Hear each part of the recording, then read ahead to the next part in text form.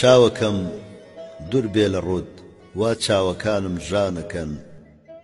هەر لە سورمەی خاکی ڕێگەت ئارەزووی دەرمانەکەن یعنی ئاوی دیدەکانی من لە دووری قامەتت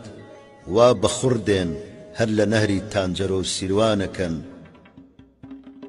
پەرچەم و لێو و دەمی شیرینی یاری نازەنین هەر لە زوڵمات و لە ئاوی چەشمەی حەیوانەکەن جانفیدایە و دولبەرانەم وا بە خەندەی لێویان بێ مداوازامی قەلبی عاشقان دەرمانەکەن ئەو کەسانەی خادمی دەرگای نیگارن دائیما گاڵتە و سوحبەت بە تەختی قەیسەر و خاقانەکەن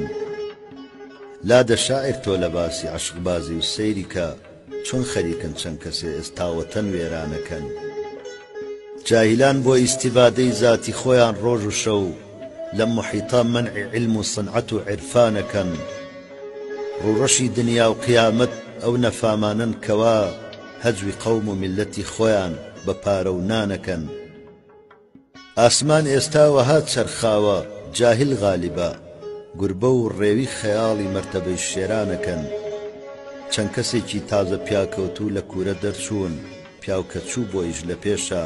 یۆقلەمەی گرفانەکەن خەڵقە بەعزێ کەس لە ئینسانی چیان دیوە زەرەر وا هەمیشە مەرقی وەحشی و پەیڕەوی حەیوانەکەن